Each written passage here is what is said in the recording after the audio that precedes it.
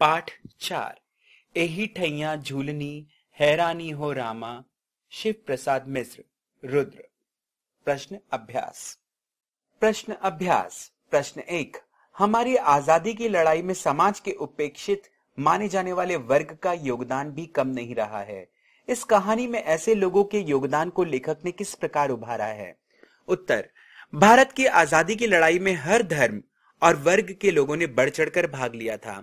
इस कहानी में लेखक ने टन्नू व दुलारी जैसे पात्रों के माध्यम से उस वर्ग को उभारने की कोशिश की है जो समाज में हीन या उपेक्षित वर्ग के रूप में देखे जाते हैं। टुन्नू व दुलारी दोनों ही कजली गायक हैं। टुन्नू ने आजादी के लिए निकाले गए जुलूसों में भाग लेकर व अपने प्राणों की आहुति देकर ये सिद्ध किया कि ये वर्ग मात्र नाचने या गाने के लिए पैदा नहीं हुए हैं, अपितु इनके मन में भी आजादी प्राप्त करने का जोश है। इसी तरह दुलारी द्वारा रेशमी साड़ियों को जलाने के लिए देना भी एक बहुत बड़ा कदम था। इसी तरह जलसे में बतौर गायिका जाना व उसमें नाचना गाना उसके योगदान की ओर इशारा करता है। लेखक ने इस प्रकार समाज के उपेक्षित लोगों के योगदान को स्वतंत्रता के आंदोलन में महत्वपूर्ण माना है। प्रश्न 2। कठोर हृदयी समझी जाने वाली दुलारी टन्नू की मृत्यु पर क्यों विचलित हो उठी? उत्तर। दुलारी अपने कठोर स्वभाव के लिए प्रसिद्ध थी, परंतु दुलारी का स्वभाव नारियल की तरह था। वह एक अकेली स्त्री थी, इसलिए स्वयं की रक्षा हेतु वह कठोर आचरण करती थी, परंतु अंदर से वह बहुत नरम दिल की स्त्री थी। टन्नू जो उसे प्रेम करता था, उसके लिए उसके हृदय में बहुत खास स्थान था, परंतु वह हमेशा टन्नू को दुत्कारती रहती थी, क्योंकि टन्नू उससे उम्र में बहुत छोटा था, परंतु उसके मन में टन्नू का एक अलग ही स्थान था। उसने जान लिया था कि टन्नू उसके शरीर का नहीं बल्कि उसकी गायन कला का प्रेमी था। फेंकू द्वारा टन्नू की मृत्यु का समाचार पाकर उसका हृदय दर्द से फट पड़ा और आंखों से आंसुओं की धारा बह निकली। किसी के लिए ना पसीजने वाला हृदय आज चित्कार कर रहा था। उसकी मृत्यु ने टन्नू के प्रति उसके प्रेम को सबके समक्ष प्रस्तुत कर दिया। उसने टन्नू द्वारा दी गई खादी की धोती पहन ली। प्रश्न 3। कंजली दंगल जैसी गतिविधियों का आयोजन क्यों हुआ करता होगा? कुछ और परंपरागत लोक आयोजनों का उल्लेख कीजिए। उत्तर। उस समय यह आयोजन मात्र मनोरंजन का साधन हुआ करता था, परंतु फिर भी इनमें लोगों की प्रतिष्ठा का प्रश्न रहा करता था। इन कजली गायकों को बुलवाकर समारोह का आयोजन करवाया जाता था। अपनी प्रतिष्ठा को उसके साथ जोड़ दिया जाता था और यही ऐसे समारोह की जान हुआ करते थे। उनकी हार जीत सब टिका हुआ होता था। भारत में तो विभिन्न स्थानों पर अलग अलग रूपों में अनेकों समारोह किए जाते हैं, जैसे उत्तर भारत में पहलवानी या कुश्ती का आयोजन, राजस्थान में लोक संगीत व पशु मेलों का आयोजन, पंजाब में लोक नृत्य व लोक संगीत का आयोजन, दक्षिण में बैलों के दंगल व हाथी युद्ध का आयोजन किया जाता है। प्रश्न 4। दुलारी विशिष्ट कहे जाने वाले सामाजिक सांस्कृतिक दायरे से बाहर है, फिर भी अति विशिष्ट है। इस कथन को ध्यान में रखते हुए दुलारी की चारित्रिक विशेषताओं लिखिए। उत्तर। दुलारी बेशक सामाजिक सांस्कृतिक के दायरे से बाहर है।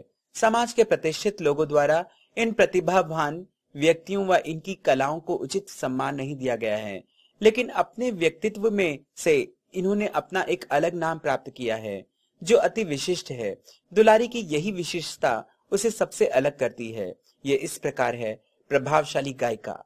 दुलारी एक प्रभावशाली गायिका है। उसकी आवाज में मधुरता व लय का सुंदर समायोजन है। पद्य में तो सवाल जवाब करने में उसे कुशलता प्राप्त थी। उसका सामना अच्छे से अच्छा गायक भी नहीं कर पाता था। देश के प्रति समर्पित। बेशक दुलारी प्रत्यक्ष रूप से स्वतंत्रता संग्राम में ना कूदी हो, पर वह अपने देश के प्रति समर्पित स्त्री थी। उसने बिना हिचके फेंकू द्वारा दी रेशमी साड़ियों के बंडल को आंदोलनकारियों को जलाने हेतु दे दिया। समर्पित प्रेमिका। दुलारी एक समर्पित प्रेमिका थी। वह टुन्नू से मन ही मन प्रेम करती थी, परंतु उसके जीते जी उसने अपने प्रेम को कभी व्यक्त नहीं किया। उसकी मृत्यु ने उसके हृदय में दबे प्रेम को आंसुओं के रूप में प्रवाहित कर दिया। निडर स्त्री। दुलारी एक निडर स्त्री थी। वह किसी से नहीं डरती थी। दुलारी का अपना कोई नहीं था। वह अकेली रहती थी, अतः अपनी रक्षा हेतु उसने स्वयं को निडर बनाया हुआ था। इसी निडरता से उसने फेंकू की दी हुई साड़ी जुलूस में फेंक दी। टुन्नू की मृत्यु के पश्चात उसने अंग्रेज विरोधी समारोह में भाग लिया तथा गायन पेश किया। स्वाभिमानी स्त्री। दुलारी एक स्वाभिमानी स्त्री थी।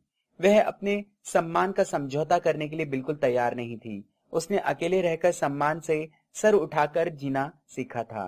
फेंकू की दी साड़ी भी उसने इसीलिए फेंक दी थी। प्रश्न 5। दुलारी का टुन्नू से पहली बार परिचय कहां और किस रूप में हुआ? उत्तर। टुन्नू व दुलारी का परिचय भादों में तीज के अवसर पर खोजवा बाजार में हुआ था, जहां वह गाने के लिए बुलवाई गई थी। दुक्कड़ पर गाने वालियों में दुलारी का खासा नाम था। उससे पद्य में ही सवाल जवाब करने की महारत हासिल थी। बड़े बड़े गायक उसके आगे पानी भरते नजर आते थे और यही कारण था कि कोई भी उसके सम्मुख नहीं आता था। उसी कंजली दंगल में उसकी मुलाकात टुन्नू से हुई थी। उसने भी पद्यात्मक शैली में प्रश्न उत्तर करने में कुशलता प्राप्त की थी। टुन्नू दुलारी की ओर हाथ उठाकर चुनौती के रूप में ललकार उठा। दुलारी मुस्कुराती हुई मुंह होकर सुनती रही। टुन्नू ने दुलारी को भी अपने आगे नतमस्तक कर दिया था। प्रश्न 6। दुलारी का टुन्नू को यह कहना कहां तक उचित था? तैं सर बाउला बोल जिंदगी में कब देख ले लौट। दुलारी से इस आक्षेप में आज के युवा वर्ग के लिए क्या संदेश छिपा है? उदाहरण सहित स्पष्ट कीजिए। उत्तर।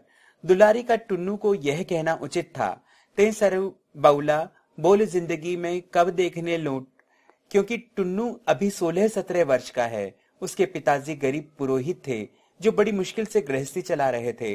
टुन्नू ने अब तक नोट देखे नहीं। उसे पता नहीं कि कैसे कौड़ी कौड़ी जोड़कर लोग गृहस्थी चलाते हैं। यहाँ दुलारी ने उन लोगों पर आक्षेप किया है जो असल जिंदगी में कुछ करते नहीं, मात्र दूसरों की नकल पर ही आश्रित होते हैं। उसके अनुसार इस जिंदगी में कब क्या हो जाए कोई नहीं जानता। इस जिंदगी में कब नोट या धन देखने को मिल जाए कोई कुछ नहीं जानता। इसलिए हर परिस्थिति के लिए तैयार रहना चाहिए। प्रश्न 7। भारत के स्वाधीनता आंदोलन में दुलारी और टुन्नू ने अपने योगदान किस प्रकार दिए? उत्तर। विदेशी वस्त्रों के बहिष्कार हेतु चलाए जा रहे आंदोलन में दुलारी ने अपना योगदान रेशमी साड़ी व फेकू द्वारा दिए गए रेशमी साड़ी कल को देकर दिया। बेशक वह प्रत्यक्ष रूप से आंदोलन में भाग नहीं ले रही थी, फिर भी वह अप्रत्यक्ष रूप से उसमें अपना योगदान दिया था। टुन्नू ने स्वतंत्र सिपाही की तरह अपना योगदान दिया था। उसने रेशमी कुर्ता व टोपी के स्थान पर खादी के वस्त्र पहनना आरंभ कर दिया। अंग्रेज विरोधी आंदोलन में वह सक्रिय रूप से भाग लेने लगा और इसी सहभागिता के कारण उसे अपने प्राणों का बलिदान देना पड़ा। प्रश्न 8। दुलारी और टुन्नू के प्रेम के पीछे उनका कलाकार मन और उनकी कला थी। यह प्रेम दुलारी को देश प्रेम तक कैसे पहुंचाता है? उत्तर। दुलारी और टुन्नू के हृदय में एक दूसरे के प्रति अगाध प्रेम था और यह प्रेम उनकी कला के माध्यम से ही उनके जीवन में आया था। दुलारी ने टुन्नू के प्रेम निवेदन को कभी स्वीकार नहीं, परंतु वह मन ही मन उससे बहुत प्रेम करती थी। वह यह भली भांति जानती थी कि टुन्नू का प्रेम शारीरिक ना होकर आत्मीय प्रेम था और टुन्नू की इसी भावना ने उसके मन में उसके प्रति श्रद्धा भावना भर दी थी। परंतु उसकी मृत्यु के समाचार ने उसके हृदय पर जो आघात किया वह उसके लिए असहनीय था। अंग्रेज अफसर द्वारा उसकी निर्दयता पूर्वक हत्या ने उसके अंदर के कलाकार को प्रेरित किया और उसने स्वतंत्रता सेनानियों द्वारा आयोजित समारोह में अपने गायन से नई जान फूंक दी। यहीं से उसने देश प्रेम का मार्ग चुना। प्रश्न 9। जलाए जाने वाले विदेशी वस्त्रों के ढेर में अधिकांश वस्त्र फटे, तो दुलारी द्वारा विदेशी मिलों में बनी कोरी साड़ियों का फेंका जाना उसकी किस मानसिकता को दर्शाता है? उत्तर। आजादी के दीवान विदेशी वस्त्रों का संग्रह कर रही थी। अधिकतर लोग फटे पुराने वस्त्र दे रहे थे। दुलारी के वस्त्र बिल्कुल नए थे। दुलारी द्वारा विदेशी वस्त्र ढेर में कोरी रेशमी साड़ियों का फेंका जाना यह दर्शाता है कि वह एक सच्ची हिंदुस्तानी है, जिसके हृदय में देश के प्रति प्रेम व आदर भाव है। देश के आगे उसके लिए साड़ियों का कोई मूल्य नहीं है। उसके हृदय में उन रेशमी साड़ियों का मोह नहीं था। मोह था तो अपने देश के सम्मान का। वह उसकी सच्ची देश प्रेमी की मानसिकता को दर्शाता है। प्रश्न 10। मन पर किसी का बस नहीं, वह रूप या अमर का कायल नहीं होता। टुन्नू के इस कथन में उसका दुलारी के प्रति किशोर जनित प्रेम व्यक्त हुआ है, परंतु उसके विवेक ने उसके प्रेम को किस दिशा की ओर मोड़ा? उत्तर। टुन्नू दुलारी से प्रेम करता था। वह दुलारी से उम्र में बहुत ही छोटा था। वह मात्र 17-16 साल का लड़का था। दुलारी को उसका प्रेम उसकी उम्र की नादानी के अलावा कुछ नहीं लगता था, इसलिए वह उसका तिरस्कार करती रहती थी। परंतु इन वाक्यों ने जैसे एक अल्हड़ लड़के के मन में प्रेम के प्रति सच्ची भावना देखी। उसका प्रेम शरीर से ना जुड़कर उसकी आत्मा से था। टुन्नू के द्वारा कहे वचनों ने दुलारी के हृदय में उसके आसन को और दृढ़ता से स्थापित कर दिया। टुन्नू के प्रति उसके विवेक ने उसके प्रेम को श्रद्धा के साथ का स्थान दिया और अब उसका स्थान अन्य कोई व्यक्ति नहीं था। प्रश्न 11। एही ठैया झूलनी हैरानी हो रामा का प्रतीकार्थक समझाइए।